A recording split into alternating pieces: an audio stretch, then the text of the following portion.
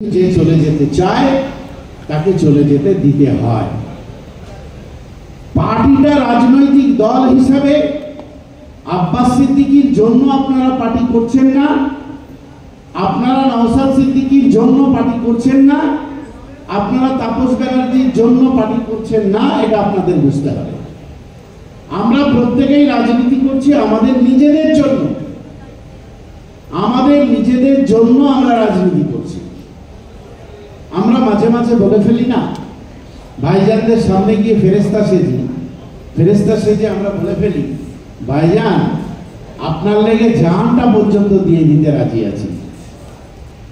ওইটা হচ্ছে বোকা বোকা কথা, একদম বলবেন না। কারণ আমাদের অভিজ্ঞতা দেখেছি যারা সামনে গিয়ে বলছে জান দিয়ে দেবো তারা আগে পালাচ্ছে।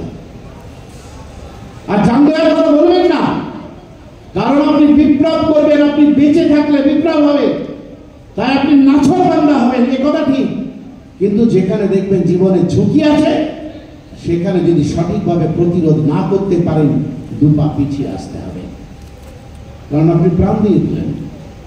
তারপরে বিপ্লবটাই তো হলো, তাহলে আপনি বেঁচে থাকলে বিপ্লব হবে, এটাও কিন্তু আপনাকে মাথায় রাখতে হবে, এটা আপনাকে মাথায় রাখতে হবে। কাজেই আমরা রাজনৈতিক দল করছি, আইএসএফ করছি ভাইজানদের জন্য নয়, আমরা আমাদের জন্য। আচ্ছা আমি একটা সিম্পল কথা বলছি, আমাদের আব্বা মা, আমাদের বাবা মা, তারা যদি আমাকে ঠিক করে মানুষ করতে না পারে, তার সন্তানকে ঠিক করে মানুষ করতে না পারে, তার জীবনটা যদি বৃথা যায়, বেকার হয়ে যায়, কিংবা তার নামে যদি কোনো ছোট্ট সম্পত্তি রেখে না যায়, তাহলে সেই বাবা মার কবর জিয়ারত করতে কিন্তু ছেড়ে যায় না। বাবা মাকে গাল দেয় যে তুমি আমাকে মানুষ করতে পারোনি, আমি বেকার টোটো করে ঘুরে বেড়াচ্ছি, আমি তো বদমাইশি করবো, লেখাপড়া শিখবো না, কিন্তু তোমার উচিত ছিল গাইড দিয়ে আমাকে তৈরি করা, কিন্তু তুমি পারোনি। তোমার উচিত ছিল আমার জন্য এক টুকরো বাসস্থান রেখে যাওয়া, কিন্তু তুমি সেটা করে যেতে পারোনি, তাই তোমার প্রতি আমার কোনো কৃতজ্ঞতা নেই। আগামী প্রজন্ম আজকের পৃথিবীটাকে যদি, আজকের দেশটাকে যদি, আজকের রাজ্যটাকে যদি, আজকের জেলাটাকে যদি, আজকের বেড়াবেড়িটাকে যদি, আজকের অশোকনগরকে যদি আমি আমার পরবর্তী প্রজন্মের বসবাসের সুন্দর জায়গাটা না করে দিয়ে যেতে পারি, তাহলে আমার পরের প্রজন্মের ছেলেরা বলবে তৃণমূল কংগ্রেস চুরি করেছিল, গোটা রাজ্যটাকে লাটে তুলে দিয়েছে, গোটা রাজ্যের ভবিষ্যৎকে লাটে তুলে দিয়েছে, আর তুমি কি করেছিলে? তুমি আমার কথা ভেবে, তুমি আমাদের কথা ভেবে রাস্তায় নামতে পারোনি, এত ভীরু, এত কাপুরুষ, আর আজকে তাই যন্ত্রণায় ভুগতে হচ্ছে, আজকে তাই দেউলিয়া হয়ে গেছে রাজ্য, আর সেই দেউলিয়া শরীফ হয়ে গেছে আমি তোমাদের ব্যর্থতার জন্য। তাই নিজেদের সন্তানদের স্বার্থে, তাই নিজেদের সমাজের স্বার্থে আমরা কিন্তু রাজনীতি করতে এসেছি। ভাষণ দেওয়ার জায়গা এটা নয়, আমি কিছু সাংগঠনিক কথা আপনাকে বলব। এই সাংগঠনিক কথাটা বলার মধ্য দিয়েই আপনাদের আজকের কনফারেন্সের, আজকের এই অশোকনগর বিধানসভা যে কর্মী সম্মেলন, সেই কর্মী সম্মেলনের আনুষ্ঠানিক উদ্বোধন ঘোষণা করব। প্রথমত হচ্ছে যে আমরা কেন পার্টিটাকে এইভাবে সাজাচ্ছি, এটা এক নম্বর প্রশ্ন। দু নম্বর প্রশ্ন হচ্ছে, যেগুলো আপনাদের প্রশ্ন আছে, কেন অবজারভার নিয়োগ করা হলো? অনেকের প্রশ্ন, তাহলে কি অবজারভাররাই প্রার্থী হবে? আর 3 নম্বর সাংগঠনিক প্রশ্ন যেটা বলবো আপনাদের, সেটা হচ্ছে এই যে নতুন করে দল তৈরি হচ্ছে, আপনারা কিন্তু সতর্ক, কঠোর কঠিন পাহারাদার। আপনারা কোন রাজনৈতিক নেতা, সে রাজ্য স্তরের হোক, সে জেলা স্তরের হোক, যদি সংগঠনের নিয়ম কানুন না মেনে চলে, বিদ্রোহ করবেন, তার বিরুদ্ধে সিস্টেম মেনে বিদ্রোহ করবেন, তাকে দোয়াজ করার কোনো দরকার নেই। আপনি পার্টির কার্যকরী সভাপতি, স্যার আপনি ভুল করলে কি করে বলবো? আপনি পার্টির সাধারণ সম্পাদক, আপনি ভুল করলে আমি কি করে বলবো? আপনি পার্টির সহকারী সভাপতি কিংবা আপনি পার্টির অফিস সেক্রেটারি কিংবা আপনি পার্টির অমুক পদে আছেন, আপনাদের ভুল আমরা কখনো ধরতে পারি, পার্টিটাকে সর্বনাশের দিকে নিয়ে যাবেন। জেনে রাখুন, যদি সিস্টেম মেনে কাজ না হয়, প্রথম প্রতিবাদটা কিন্তু আপনাদের ভেতর থেকে আসা দরকার। প্রত্যেকটা ক্ষেত্রে সিস্টেম মেনে কাজ করতে হবে। সিস্টেম মেনে কাজ না করতে পারলে তাহলে কিন্তু সংগঠনটা দুর্বলতার জায়গায় চলে যাবে। আজকে দেখতে পাচ্ছেন না, জাতীয় কংগ্রেসের মতো একটা ঐতিহাসিক দল, জাতীয় কংগ্রেসের মতো একটা সর্বভারতীয় দল 100 বছর যার পর হয়ে গেছে, সেই দলটা আজকে পশ্চিমবাংলায় কি অবস্থা দেখতে পাচ্ছেন। বিজেপির অনাচারের বিরুদ্ধে গোটা ভারতবর্ষ রাহুল চষে বেড়াচ্ছে, রাহুল গান্ধী।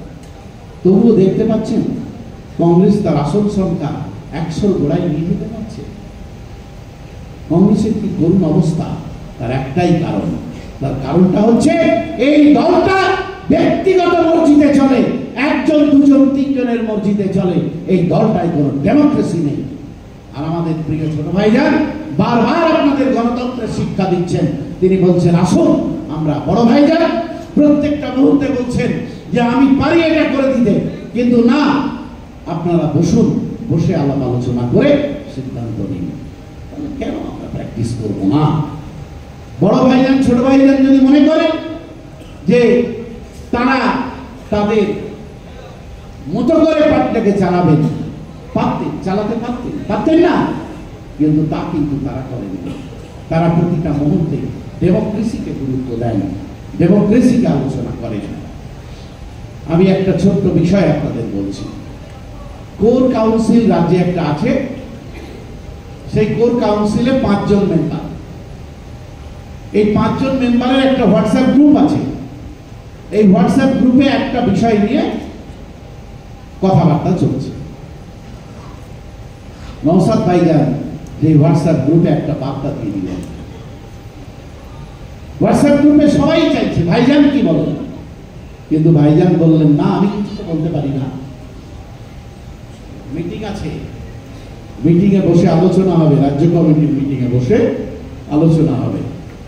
সবাই কিংবা বেশিরভাগ কিংবা যুক্তিপূর্ণভাবে যেটা সিদ্ধান্ত হবে সেটাই কিন্তু ফাইনালাইজ করা হবে।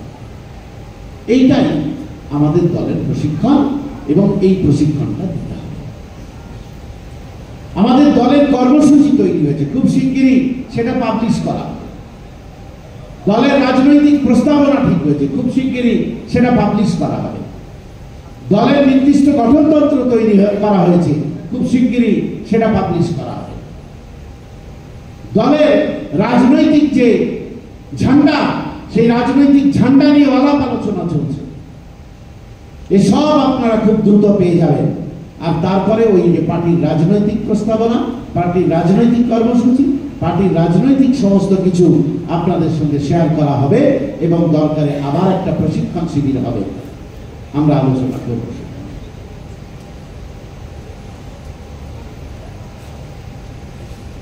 সুতরাং আমরা পুরো ব্যাপারটা শুধু আর রাজ্য কমিটির হাতে কিন্তু থাকবে না, কোর কাউন্সিলের হাতে থাকবে না। ওটা ওখান থেকে পাবলিশ করে আবার আপনাদের কাছে ফেরত আসবে। আপনারা জেনে রাখুন। এবার যদি আপনারা বলেন ও বুঝতে পেরেছি, তার মানে উপরে আপনারা 5 জন মিলে একটা তৈরি করে আমাদের উপর চাপিয়ে দেবেন, তাই তো? না, সেটাও নয়। আমরা এইরকমই কলকাতাতে বসেছিলাম, প্রত্যেকটা বিধানসভা থেকে 2 জন 3 জন করে প্রতিনিধি নিয়ে আমরা কলকাতাতে বসেছিলাম। সম্ভবত আজগার ছিল না, আজগার তুমি ছিলেন না, কে ছিল? তাপসদা একা ছিল। ও আচ্ছা, আজগারের যাওয়ার কথা ছিল কিন্তু ও যায়নি যে কোনো কারণে। অর্থাৎ অন্যান্য বিধানসভা থেকে সব 2 জন 3 জন করে এসেছে, সেখানে রাজনৈতিক খসড়া তৈরি হয়েছে।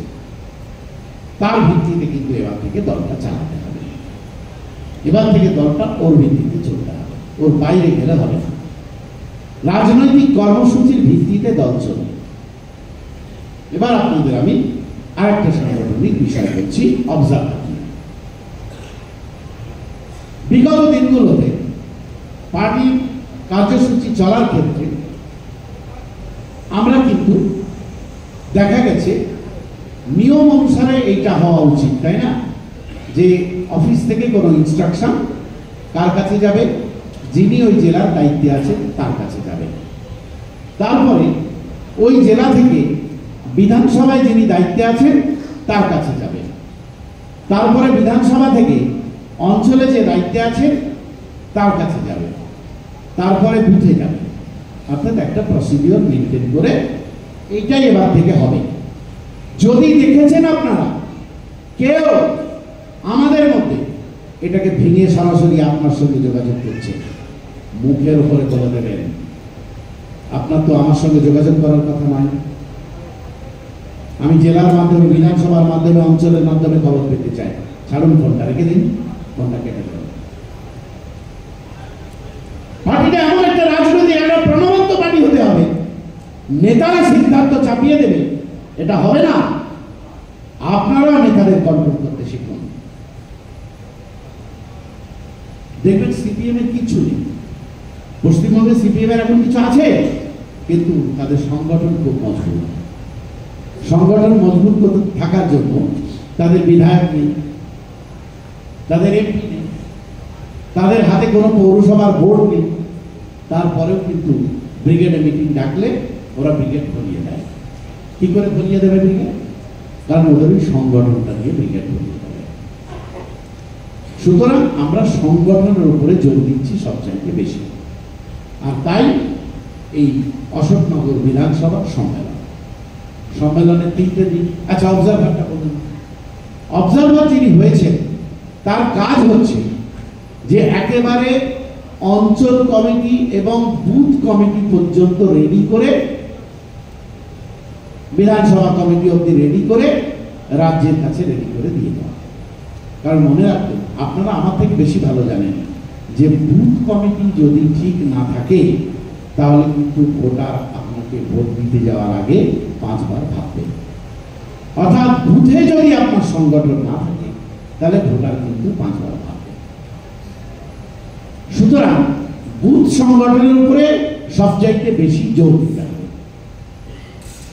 তো আশা করি এগুলো আপনারা সাংগঠনিক বিষয়। অবজারভারের কাজ হচ্ছে এইটা। এবারে রইল প্রশ্ন, অবজারভার ভোটে দাঁড়াবে কিনা। ভোটে দাঁড়াবেন কে, এটা ফাইনালাইজ করার দায়িত্ব কিন্তু আব্বাস সিদ্দিকী ভাইজান, নওশাদ সিদ্দিকী ভাইজানের উপরে আমরা ছেড়ে দিয়েছি।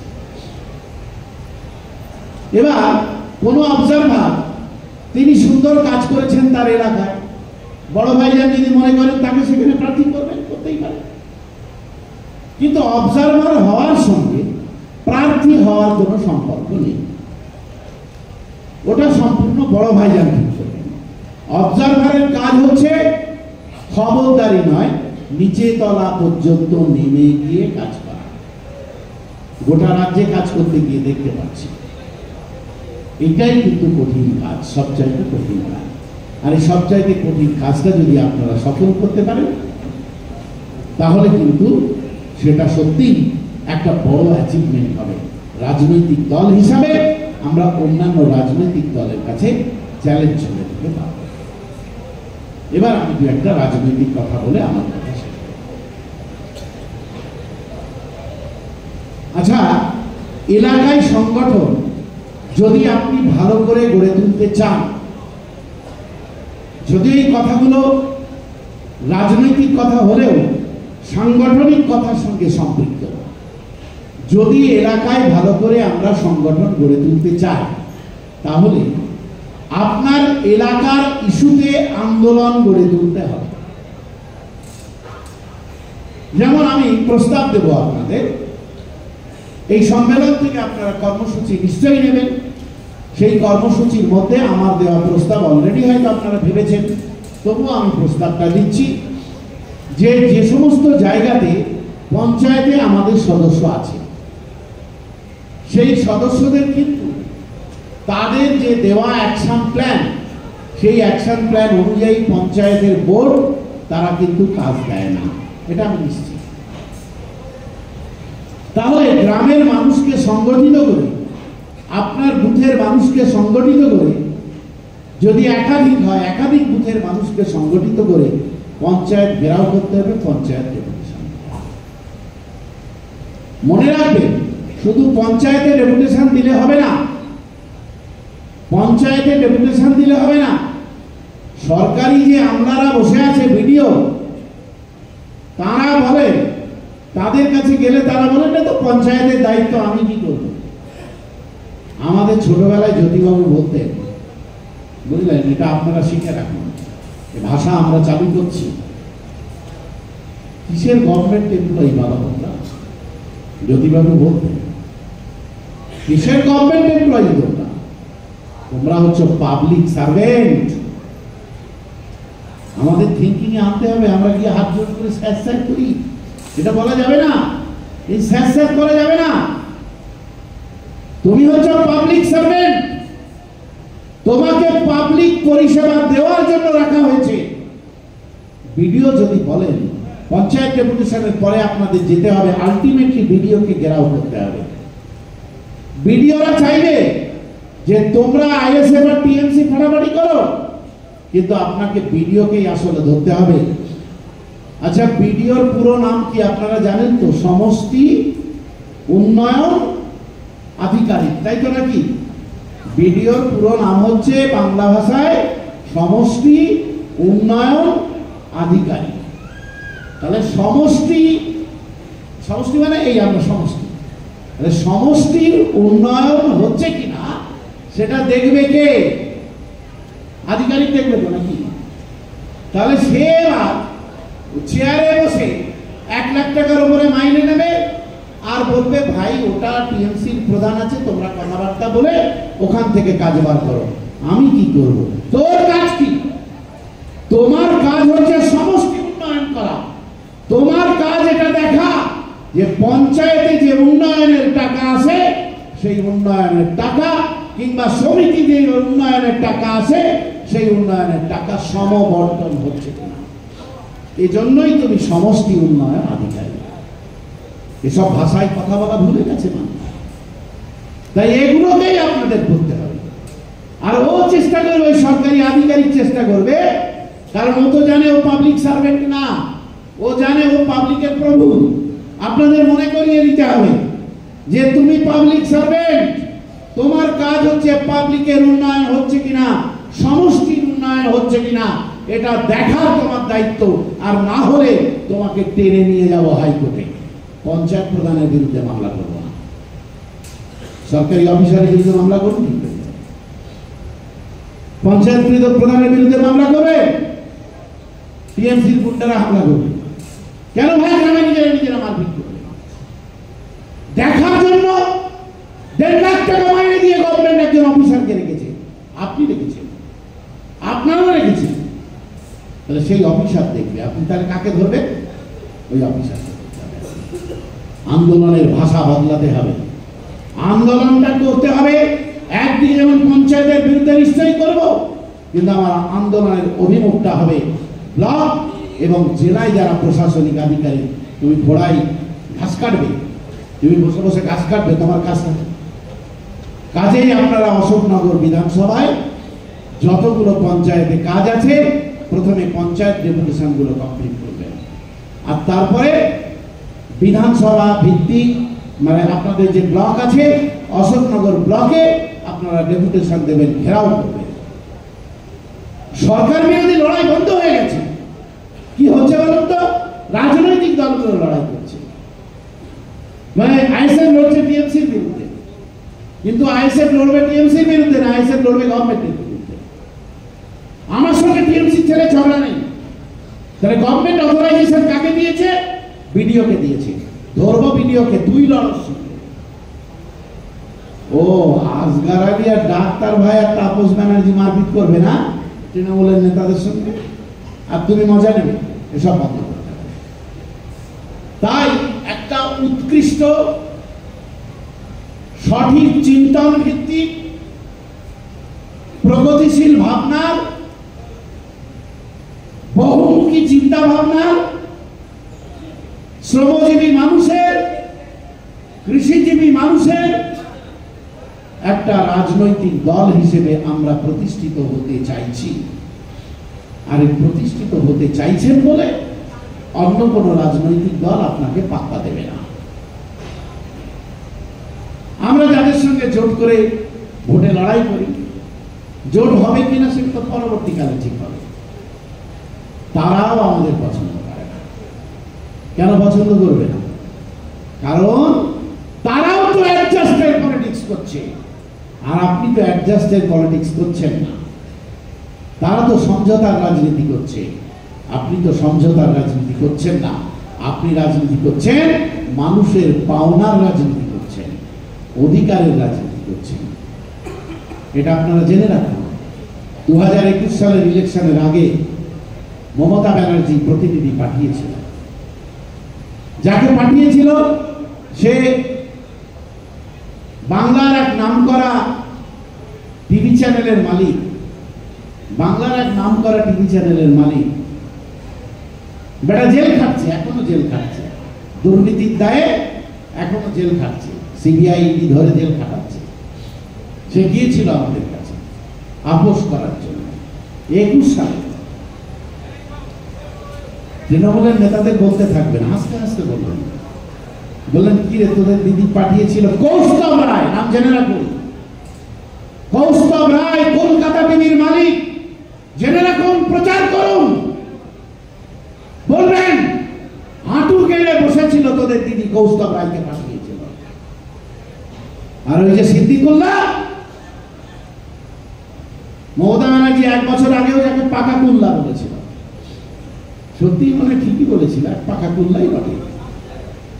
সিদ্দিকুল্লাহ চৌধুরী সমাজের জন্য কলঙ্ক হয়ে দাঁড়িয়েছে। সিদ্দিকুল্লাহ চৌধুরী এই সমাজের জন্য কি করেছে? অথচ করতে পারতেন অনেক কিছু। মমতা ব্যানার্জি সিদ্দিকুল্লাহ চৌধুরীকে বললেন যে তোমাকে 2টো সিট দিচ্ছি। সিদ্দিকুল্লাহ চৌধুরীর একটা পার্টি ছিল, আপনারা জানেন তো, একটা দল ছিল। জানেন সিদ্দিকুল্লাহ চৌধুরীর একটা দল ছিল, দলটার নাম হচ্ছে AIUDF।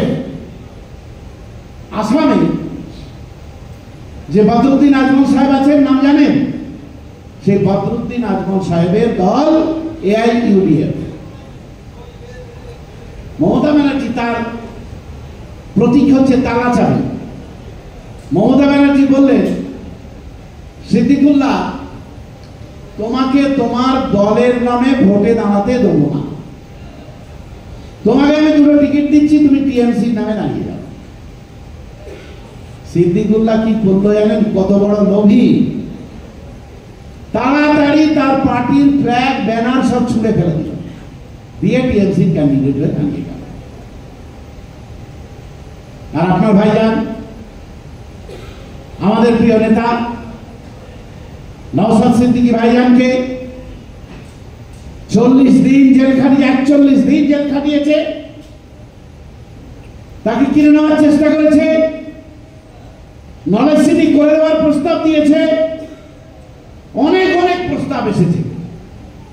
21 সালেও বলেছিল যে তোমাদের পার্টির হয়ে দাঁড়াতে হবে না, আমরা 10-12টা সিট দিয়ে দিচ্ছি। পশ্চিমবাংলার সব বাঘা বাঘা লোক দিয়েছিল, আমি ছিলাম, কারণ আমরাও তো বাঘ, তাই না? আমরা ছোটখাটো বাঘ, তোমরা পুলিশের সহযোগিতায় বাঘ, কিন্তু আমরা রাষ্ট্রযন্ত্রকে নিয়ে বাঘ নয়, তাই না? আমাদের সব এক একটা বাঘ বসে আছে। আমরা যদি বাঘ হই, আমাদের ছেলেরাও সব বাঘ, বাঘের বংশ। সুতরাং আমাদেরকে লোভ দেখিয়ে, বাঘকে কেউ কখনো লোভ দেখিয়ে পারে? সিংহকে লোভ দেখিয়ে পারে? লোভ তো শেয়ালকে দেখালে শিয়াল চলে যায়। আর তাই 21 সালে যখন 10খানা সিট, একটা সিট না হয়, 21 সালে 10টা সিট আব্বাস সিদ্দিকী ভাইজানকে দেয়া হবে, আইএসএফকে দেয়া হবে। আর নলেজ সিটির যা খরচা, বস্তা বস্তা টাকা দিয়ে দেওয়া হবে। কিন্তু শর্ত হচ্ছে তোমার দলের নামে দাঁড়ানো যাবে না, টিএমসির নামে দাঁড়াতে হবে। পত্র পাঠ বিদায় দেওয়া হয়েছিল সেই রাত্রেই বলে দেওয়া হয়েছিল আপনারা এসেছেন, ভালো হয়েছে। বড় ভাইজান বলে দিয়েছিলেন। বড় ভাইজান আমাকে বলেছিল যে স্যার কি করা যায়। আমাকে পরীক্ষা নিয়ে লাভ নেই, আমাকে পরীক্ষা নিয়ে লাভ নেই, তাহলে তৃণমূল দলটাই করতে চলে যেতাম, সরাসরি বাম ছেড়ে তৃণমূলেই চলে যেতাম, রামে চলে যেতাম, তাই না? বড় ভাইজান সঙ্গে সঙ্গে বলে দিলেন আপনারা এসেছেন, নাস্তা পানি করুন, মনে রাখবেন আমি অধিকারের রাজনীতিতে নেমেছি, আমার অধিকার পাওয়ার রাজনীতিতে নেমেছি। আমার ছোট ভাইকে পীরের গদি ছাড়িয়ে আমি অধিকার আদায়ের লড়াইয়ে নামিয়েছি। তাই দলের ঝান্ডা নিয়ে আমার ভাই লড়াই করবে, হাজারো হাজারো লাখো লাখো মানুষ তার সঙ্গ দেবে, স্বপ্ন আমি এটাই দেখি। 10টা এমএলএ পাবো এই স্বপ্ন আমি দেখিনি। আপনি আমাকে 10টা এমএলএ দেবেন এই স্বপ্ন আমি দেখিনি। আমি স্বপ্ন দেখি আইএসএফ, আমি স্বপ্ন দেখি দল, আমার দল, তাপস ব্যানার্জিদের দল, ডাক্তারদের দল, আসগারদের দল, ইসমাইলদের দল নিজের লড়ে নেবে তার 10টা সিট। কারো দয়া কারো দাক্ষিণ্য নিয়ে। আর সেই জন্য মনে আছে আপনাদের ব্রিগেড মিটিং এ বড় ভাই যান কি বলেছিলেন? রেগে গেলেন না কংগ্রেসের এক বড় নেতা, মনে আছে? কংগ্রেসের এক বড় নেতা রেগে গিয়ে বাচ্চা ছেলের মতো আচরণ করে ফেললেন। তার কারণ আব্বাস সিদ্দিকী বলেছিলেন ভিক্ষা নয় অধিকার চাই, আমি ভাগ নিতে এসেছি। তাই কংগ্রেসের ওই বড় নেতাটা আমি নাম করতে চাই না, যার এখন অবস্থা খুব খারাপ, ভোটেও হেরে গেল, মানুষ যোগ্য জবাব দিয়ে দিয়েছে। সেই নেতাটা তিনি বললো ওরে সর্বনাশ, আব্বাস সিদ্দিকী বলছে ভাগের রাজনীতি চায়, ভাগ নিবি কি বে? হ্যাঁ, আমরা যা দেবো তাই নিবি। আর আব্বাস সিদ্দিকী বলছে দলিত ওঠো, তুমি বাংলায় বাস করো, যে পার্সেন্টেজ তোমার সেই পার্সেন্টেজ চাই।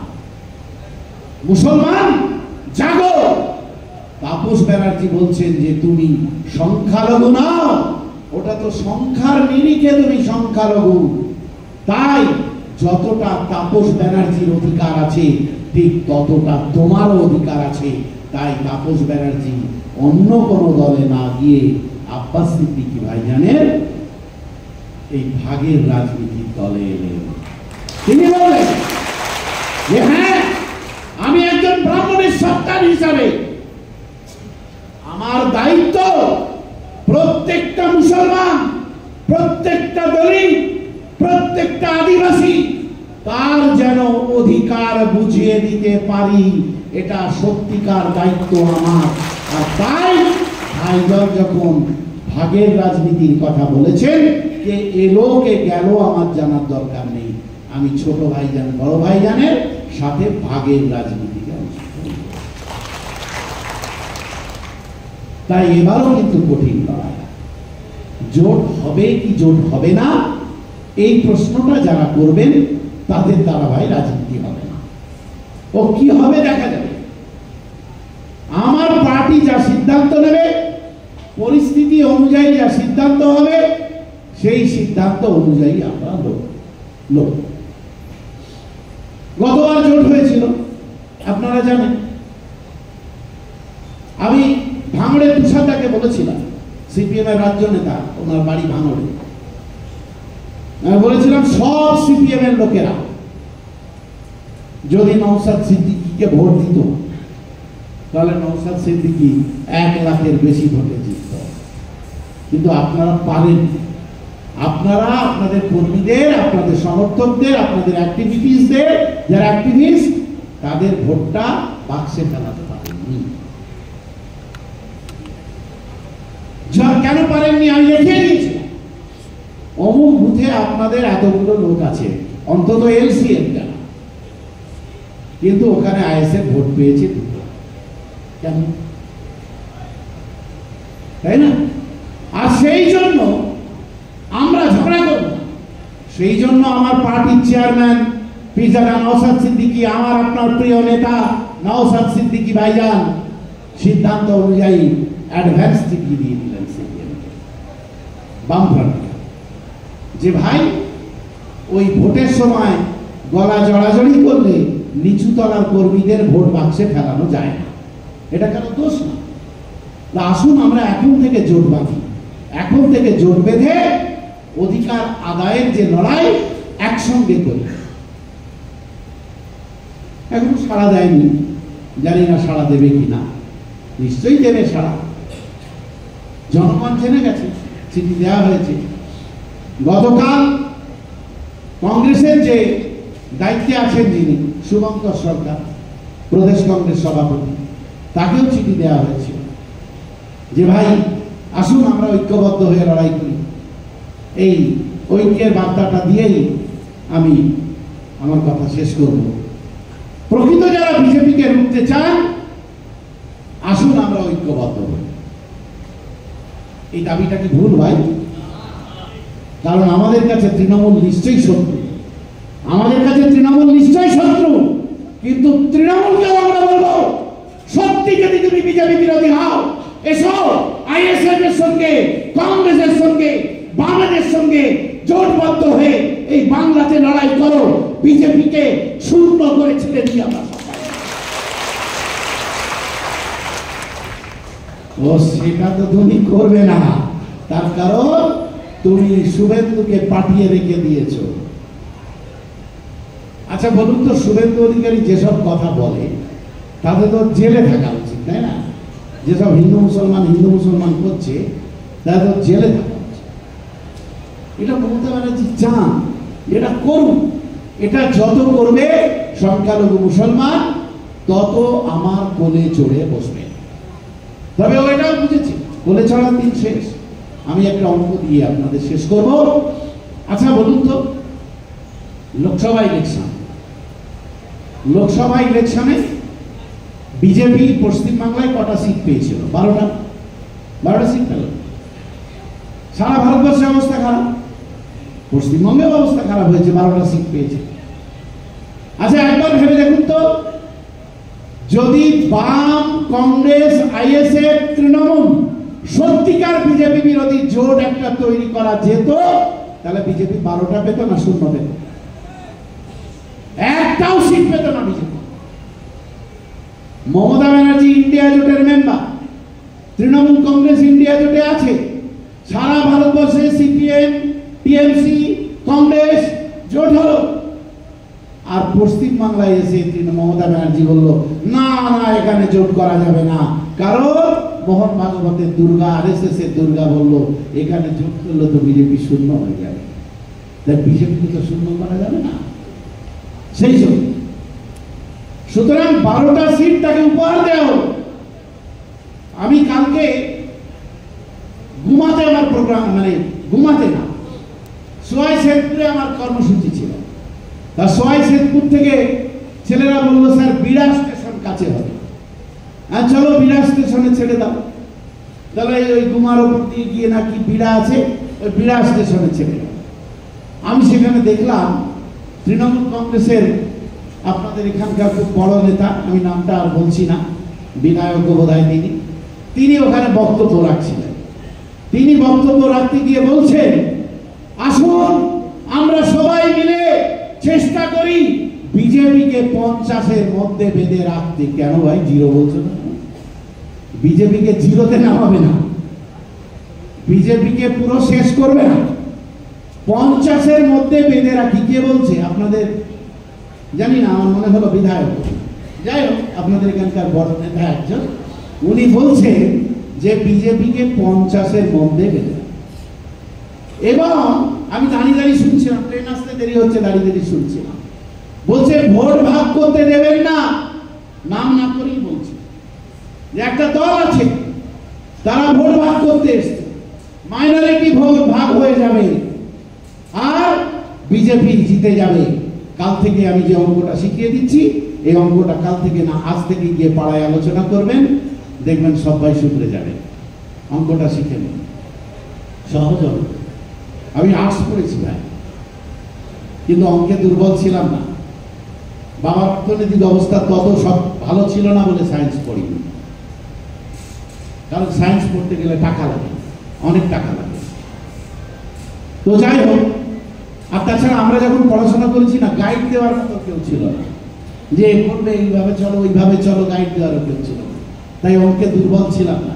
আমি একটা অঙ্ক বলে দিচ্ছি, বলে না সংখ্যালঘু ভোট ভাগ হয়ে গেলে, তাই তো বলে নাকি, সংখ্যালঘু ভোট ভাগ হয়ে গেলে, মুসলমান ভোট ভাগ হয়ে গেলে বিজেপি সুবিধা হয়ে যাবে, এই কথা বলে না, বলে না?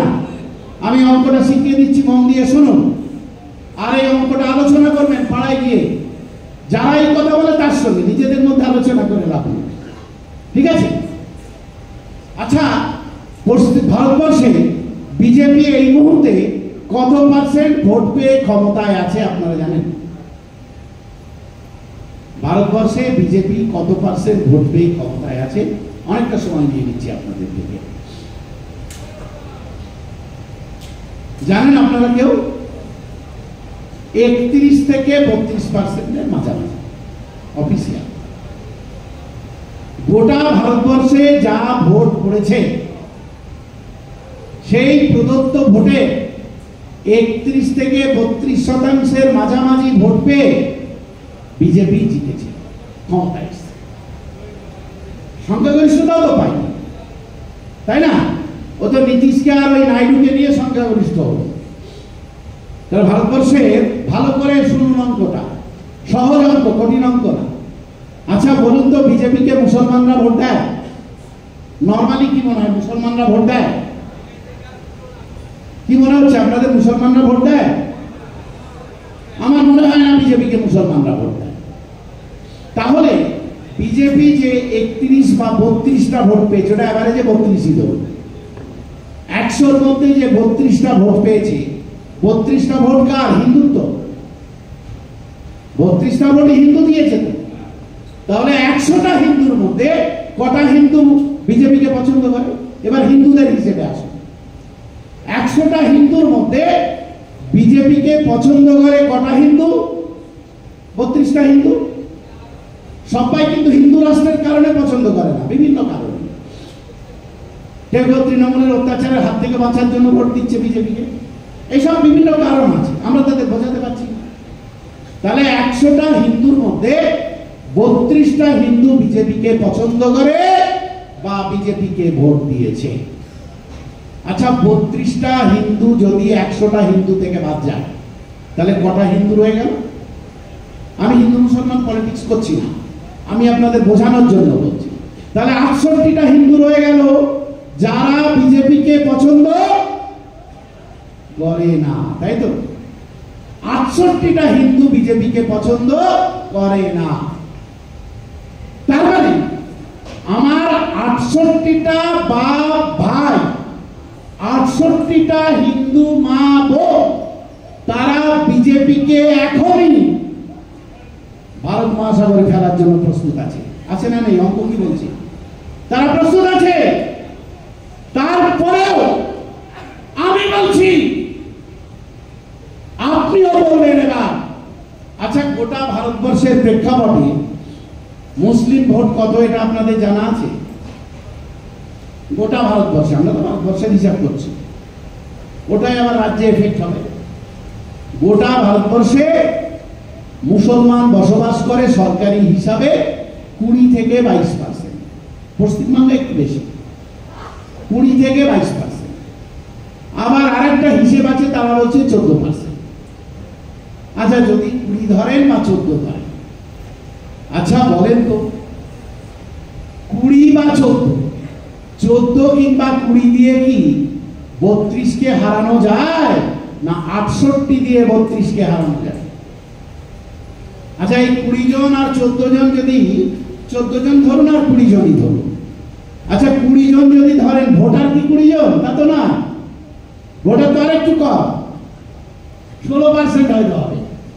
আচ্ছা বলুন তো, এই 16 জন মিলে 16% মুসলিম ভোট, তারা ঐক্যবদ্ধ হয়ে গেল, বিজেপিকে হারাতে পারবে না 68 জন মিলে বিজেপিকে হারাতে পারবে? কোনটা মনে হচ্ছে আপনাদের? 68 জন মিলে হারাতে পারবে, তারা প্রস্তুত। কিন্তু তুমি কংগ্রেস, তুমি সিপিএম, তুমি তৃণমূল কংগ্রেস, তুমি সমাজবাদী পার্টি, তোমরা এই 68টা আমার হিন্দু মা ভাই বা বোন তারা ঐক্যবদ্ধ হয়ে বিজেপিকে ভারত সাগরে ফেলতে চাইছে, কিন্তু তোমরা ভাগ করে ফেলতে দিচ্ছ না। এই সত্যি কথাটা কাল থেকে বলতেছি।